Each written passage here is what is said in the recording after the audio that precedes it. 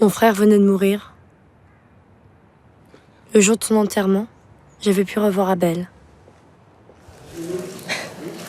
Je sais pas du tout comment ça... Ok, si os parece empezamos con la... Well, let's commence the press conference.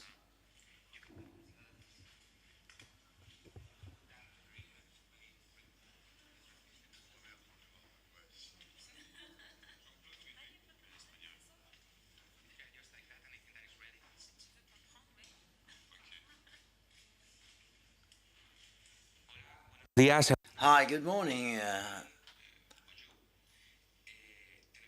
We have apart from the cast and the crew of A Faithful Man, who's in the official section at San Sebastian Film Festival this year, we've got also the great scriptwriter, Gord Clavier, the actresses Leticia Castel and Lizzie Rose Depp, and the director and scriptwriter and actor, Louise Garrel.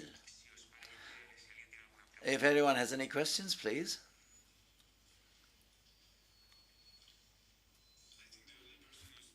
Here is Jean-Claude Carrière, so you can ask Spanish question to Jean-Claude Carrière. Porque soy español. Hola, buenos días. Hi, good morning. I'm interested in knowing what was it like working with the script between both of you, writing the script between Jean-Claude and Louis Carrel.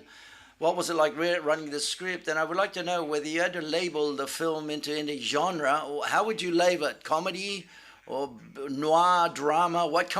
How would you qualify the film? How would you label it?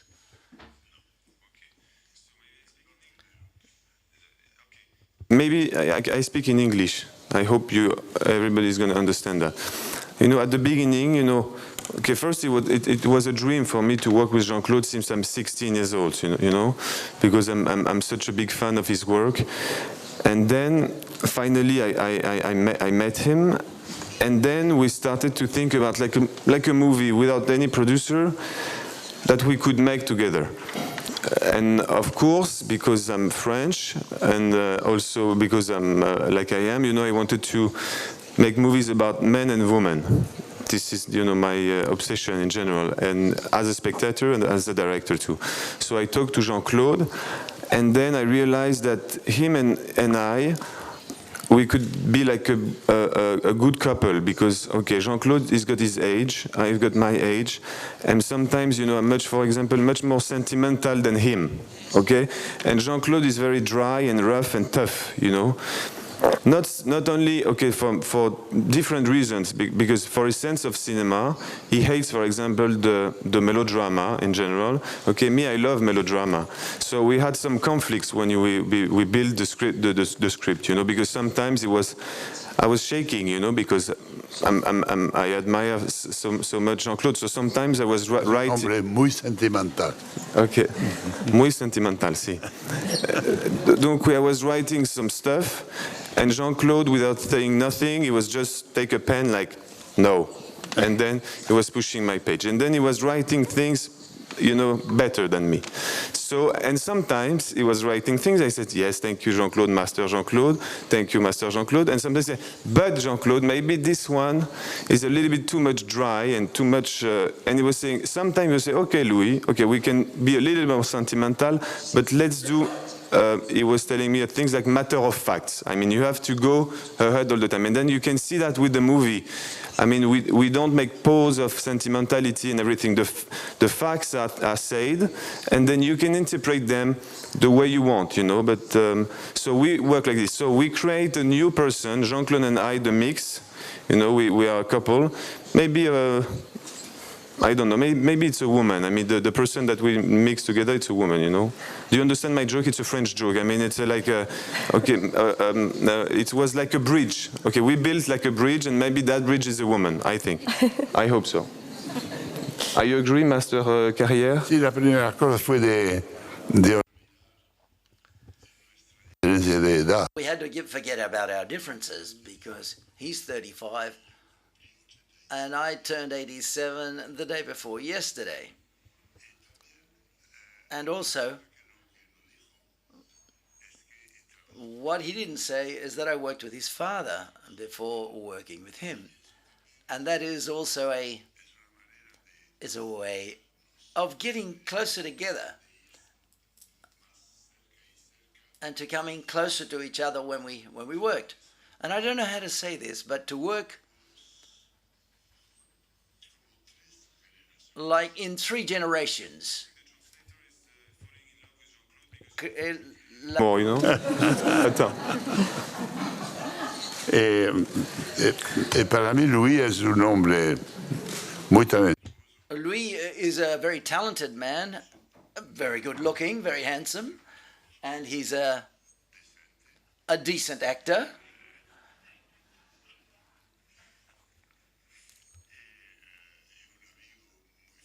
And a very faithful friend, and I love him very much. So we've worked like trying to forget our difference of age, our differences in age. And that's very difficult to tell the same story, both of us, but one is 80-something and the other one's 30-something.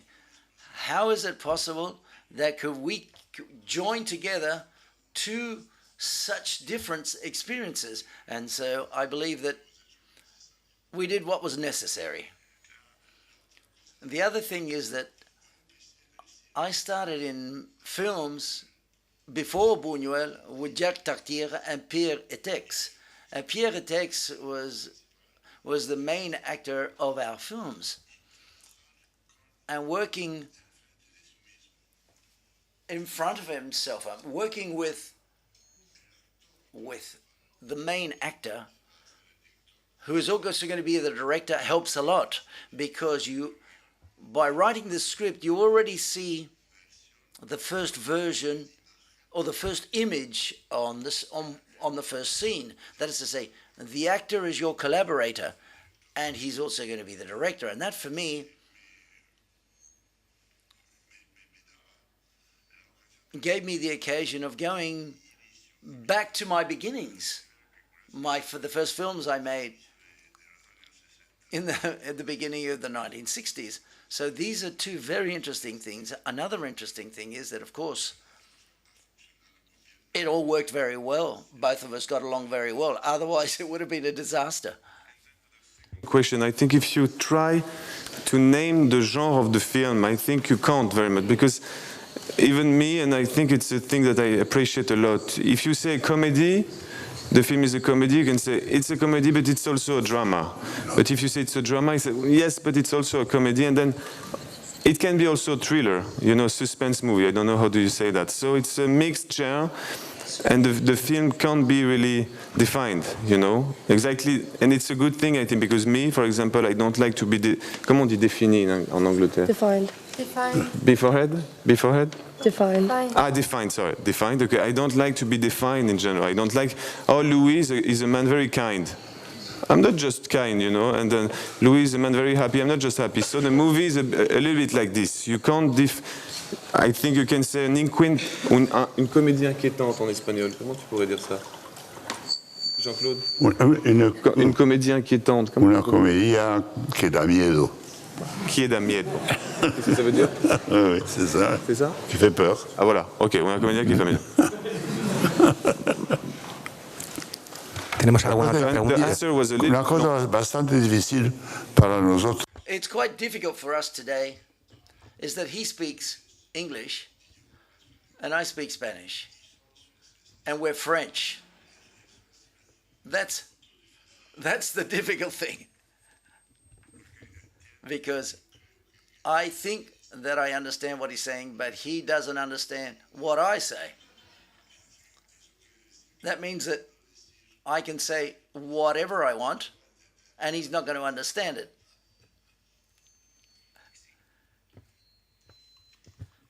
Hola, buenos días. Hi, good morning. This is a question for the director and the co-script writer. What drew my attention at the beginning was how long. It's a 75-minute film, and our opinion is you got it right, because nowadays there's a current in which films have to last 120 minutes at least. So therefore we would like to know, was that another tool in the narrative to get rid of all of the hay and what's unnecessary and get rid of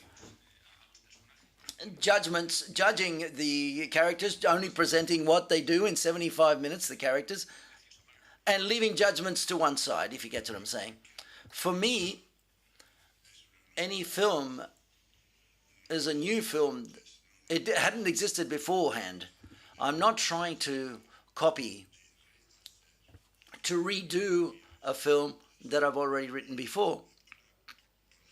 For example, I have never in my life, and I've written over 100 screenplays, I have never used a voiceover. And here, there are 3 people who have a voiceover. And for me, it's something completely new for me in writing the screenplay. And if you reflect upon this, you can see that the voiceover only belongs to the language of cinema. It doesn't belong to the language of literature, obviously, neither of plays or theater. It's a weapon of cinema, and it's used sometimes in a distant way. It's as if in a way that's different. So for example, for me, it was an experience of mixing the 3 voices of the 3 characters and seeing what the viewer or the spectator and the audience sees. They receive the voice of one or the other actor, the mistakes they make, the lies they told. All of that I thought was interested me very much in the writing of the screenplay. I had never done that before at my age. There's a fact very funny because, in France, I have friends that they are director. And then suddenly I said, I shot, because we shot the movie in 4 weeks, and I was very proud of it. And I said, all of my colleagues, you shot like 7, 8 weeks. Me, I did my movie in 4 weeks. And then I was very proud of it. And that's why also the movie has to be, not so long, it's had to be short. Because I love short movies sometimes, exactly the way I loved short novels, You have, like, for example, Chekhov, he makes some short novels, maybe that I love much, that is long play and everything. So, but suddenly I discovered that in interviews, Luis Buñuel shot his fantastic movies in 18 days. So, my proudness was a little bit louder because he was so good. And Anna Karina, that I know a little bit, told me that Jean-Luc Godard made Vivre sa vie, which is like a masterpiece, in 11 days. So, now I'm less proud to say that I shot in 4 weeks. But it's true that, we were talking about that. It's there is a physiologic thing. Whatever you watch, like a masterpiece, a good movie, a bad movie, not a bad movie, okay, a movie, after 50 minutes, your attention gets a little bit like, and for me, because also I come from the theater, comment on dit l'ennui? Boredom. The boredom is for me like the evil. That's the evil in cinema, in theater, everything. So we try with Jean-Claude to not boredom, never boredom in the movie. So I hope you didn't get bored when you were watching the movie. And the 75 minutes was also made for this. Like, it's quick, and then it goes from a thing to another one. That's what it was, like a challenge, something like this. Durmiendo, pero no sin boredom. No boredom, yes. Hi, I'm over here. I'd like to ask you whether you address the possibility of using an actor to represent the husband, and whether that affected, how did you do to play a role which has a close relationship but a person who doesn't really exist or doesn't appear in the film, that is to say, the husband who dies. So how did you do that? Maybe because I don't... Es un problema desde el inicio del... It's the problem from the beginning of cinema. How you could, a director can direct other actors. Do you have to... Chaplin, for example, it's difficult to imitate Chaplin, for example. And I remember the Perdietek and Tati.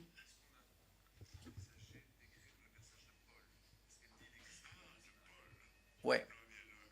Oh, I'm sorry, I didn't understand. No, Paul, from the beginning, there's no Paul. Okay, that's right. No, Paul.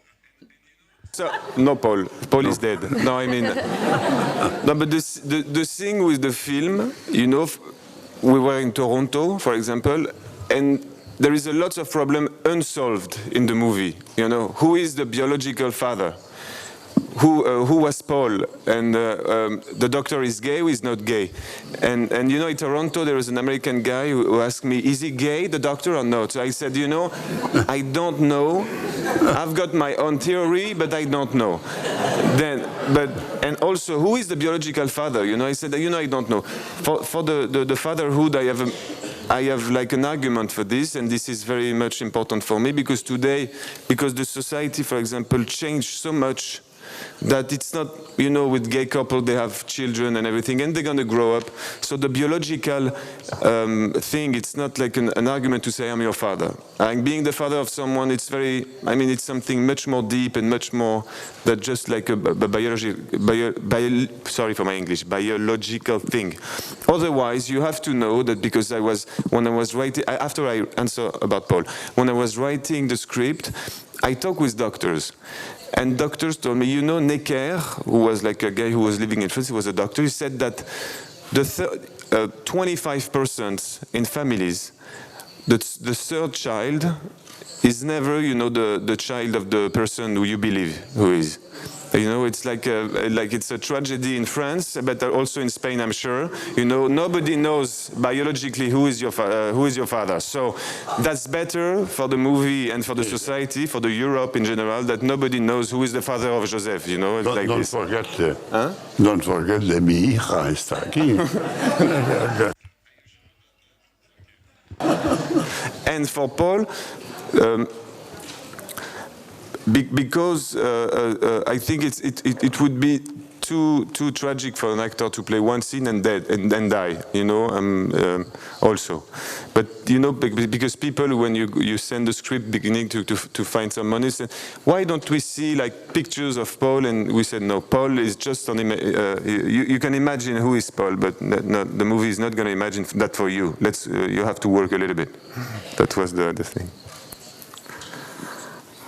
When we were writing the script, excuse me if I switch to English, we really didn't know where we were going.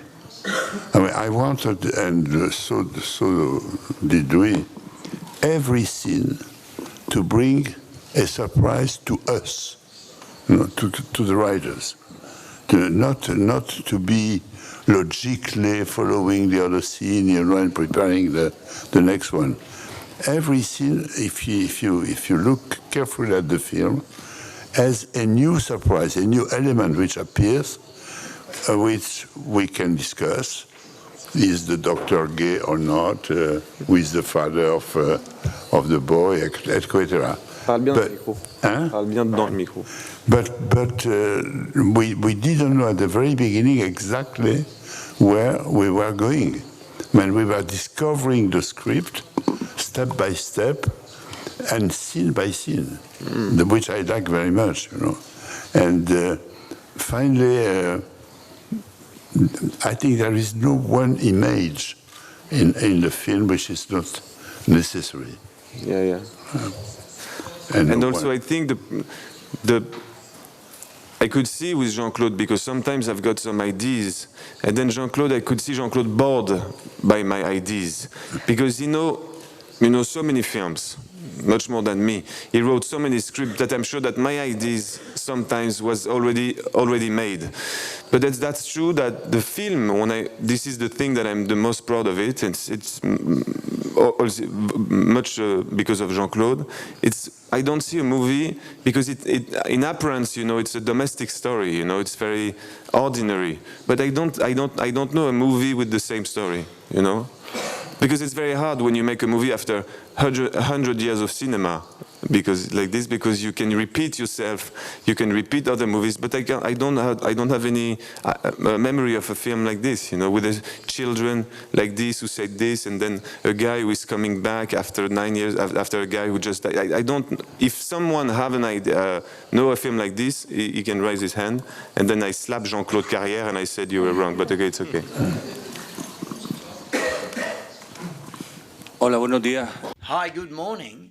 I'd like to ask the actresses, could you describe your roles and how complicated it was to get into your characters?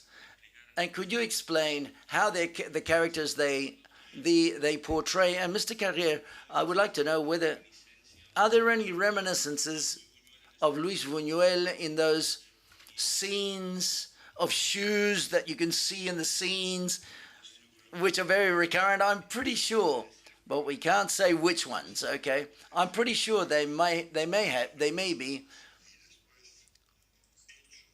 but these are facts. This has been done with the elements of the people, the directors, and the actors with whom we've worked. At my age, I'm a composite of Bugo, Tati, Tex, Buñuel, and now Garel. Oh, so that's a mixture, and his father as well. So it's difficult to see and to discern precisely what we are, or what I am, for example. The only thing I can really say, and it's very difficult, is to self-analyze myself. It's very difficult for everyone to self-analyze themselves. But what I can say is that I couldn't write a play or a screenplay without a smile on my face, without the possibility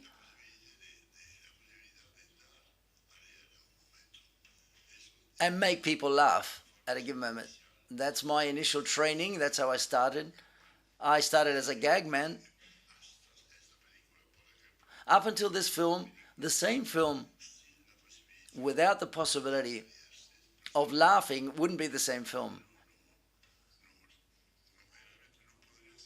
I couldn't write a film without laughing and smiling. Hemos hablado tanto, tenemos que hacer que Leticia y Lili puedan hablar, ¿vale?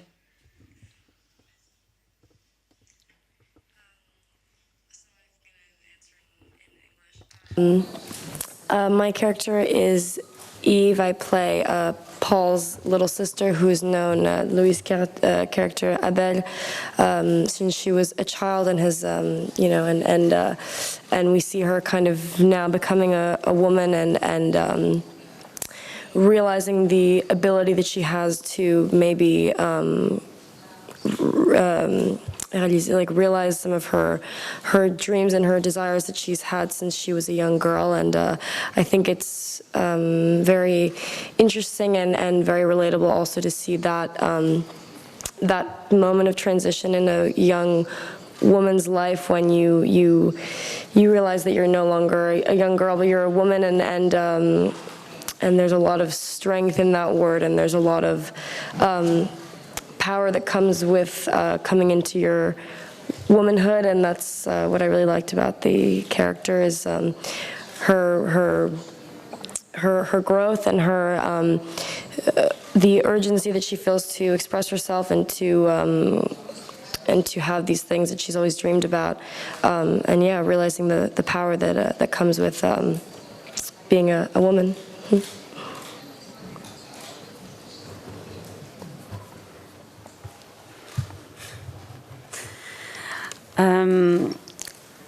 When I read the script, I was surprised about that character. I never have seen that before. I thought this woman, Marianne, was very strong and, in a way, very radical in her way of loving a man and making choice. And you can see those two men, they're thinking a lot. They are very, in a way, and acting leader. In a head. And I have to put Marianne more down in something more sentimental, like putting skin and heart and blood, to not be too intellectual in a way, because I was scared that she's going to be too hard. And it was a long process, so I have to imagine my character before. What happened before, when we start the first scene, who she said goodbye to the man in a way very strong way. And then I really appreciated that character. I think I wanted to be Marianne at the end. To be only with the conscience, not being polite or sociable, and do exactly what she wanted to do, or exactly have what she wanted to have with her desire. So it gave me a lot of freedom to play Marianne, and I really appreciate that you give me the possibility to play a character like that. If I may add something, for the first time in my life, I had the feeling that the Marianne, her character, was the screenwriter of the film. That she was directing the film, making all the choices, you know, and I had to follow her.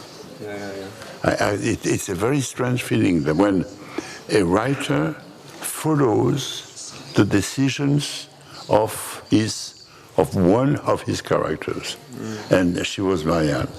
She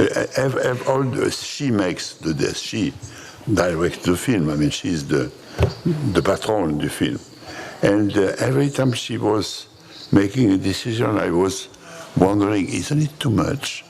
Isn't it a bit too much? No, she was right. You know, to me, she was the most secret of all the characters, and the most acute, you know, the most efficient. Yeah. And I think there is also a pleasure to see two women, you know, rules the game, and a man a little bit treated as an object. I think it's very funny. And this is a thing that I like, because if you think about the movie and the story, I mean, women, they decide everything.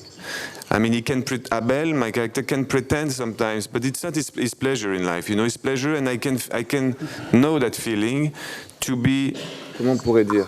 Porté par les choses, se laisser porter par les choses. Let yourself, to let things go, yeah. Yeah, let yourself take it, or let yourself... Yeah, okay.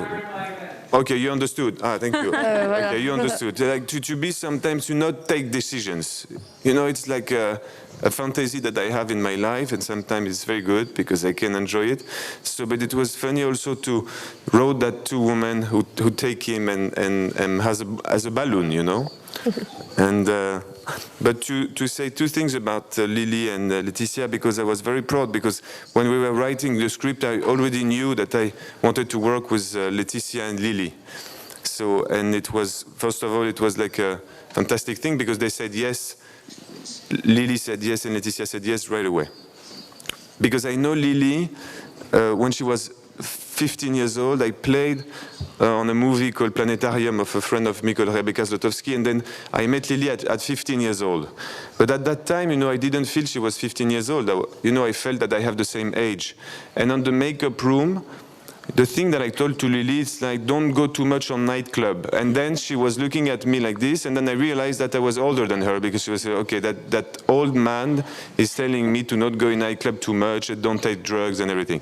So, and after when we were writing the script with Jean-Claude, I knew that she would be synchronized to the character, and sometimes it's a joy and it's a grace to have an actress who is completely synchronized, you know, there is no mask. There is something very close to her, and very close to her age, you know. So that was, for me, it's like she's born in the movie forever, you know, Lily, so I'm very glad of that. Yes. And then Laetitia, at the beginning, she told me, you know, Marianne, she's very tough. And I was pretending, no, don't worry, she's not tough. And in fact, I knew that she could be seen as a tough woman. But I knew that she was not psychological, and there was no psychology on her, and I could feel that somebody was good in the character. And Laetitia worked so many times because she told me people have to hate her, maybe in the beginning, but after people have to understand her and then feel okay close, because it's always a cliche also to make characters likable. You know, I like sometimes to see characters not likable, because we're all like this, okay? And Laetitia, she works so much, and at the end of the movie, I saw so many people who can understand her. Even if the facts are tough and the facts are strong, I mean, everyone say, okay, we understand her. You know, that's because of Leticia's work. And that's a very good point about Leticia, you know, that she makes the good decision and the screenwriters has to agree and to follow her. But the contrary does exist. For instance, when you want to make a decision, you know, during the writing of a script, you think about one of your friends who is also always making the wrong decisions. What would Maurice do? He would do this, this, and this. Let's do the opposite. Yeah, you're right. And we have a chance to be right. Okay. First of all, I have to say that it is an overwhelming honor to be in the same room as Jean-Claude Carrière. I went to school in the University of Nevada, Las Vegas, and we spent many hours studying the way that you write things. I am a big fan. I'm a screenwriter and director as well. And I can't believe that I'm here with you guys. And you say you're 87 now, right? 87, yeah. 87, yeah. So I'm glad that you're alive, and I'm glad that I'm here with you. And it's just, yeah, because honestly, it is an honor. That's all I gotta say to you and to the team, to all of you, to Louis. I'm actually jealous because I grew up with a poster of Leticia in my room with a snake. I don't know if you remember that. And to work with Jean-Claude and the team that you have is actually an amazing opportunity. And I have to say that hopefully I'm looking forward to come to Europe at some point and do some movie here. And hopefully I'll get some people as talented as you have. So you're very lucky. Okay, cool. Thank you. I know that, and I cross fingers for you. Okay, and the question for Jean-Claude is this. What is the type of advice that you can give to a young screenwriter, director? Advice. First of all, be sure that you are gifted, that you have a certain attraction to do that, you know, that you have a certain, how could I say, disposition to be a writer. Not everybody has, and it's not a shame. When you are sure that you want to be a writer and that you have the capacities, then you have to work. If you have a gift, you have to deserve that gift. It's very rare, you know. If you don't deserve it, so you are lost. And you have to work and work and work every day, even, you know, to fill pages that will never be used, you know. There is a phrase by a French a French poet, Georges Brassens, which I like very much. He's talking about a prostitute. And he says, she had the gift, no doubt about it. But without technique, a gift is only a dirty mania. You understand what I mean? The technique, the know-how, the practice, the work is absolutely necessary. And every day. And also to use the word around you, what you see, and the word inside yourself as your material. Everything. When you want to write a good script, a good novel, even a good theater play, the rest of the world is made for you, and only for you, and only for display. Everything, you know, is to be used. Be careful, be precise, and work. Thank you. Vale, vamos con la última pregunta. Last question, yes. Good morning. I would like to know whether it's possible. I would like to know who holds the truth in Paul's death. Who knows the truth? Who knows the truth? Who Who's in the possession of the truth in this mystery?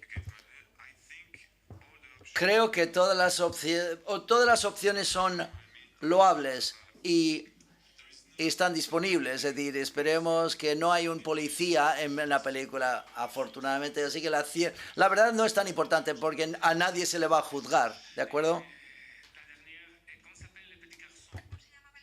What was the little boy's name? Joseph?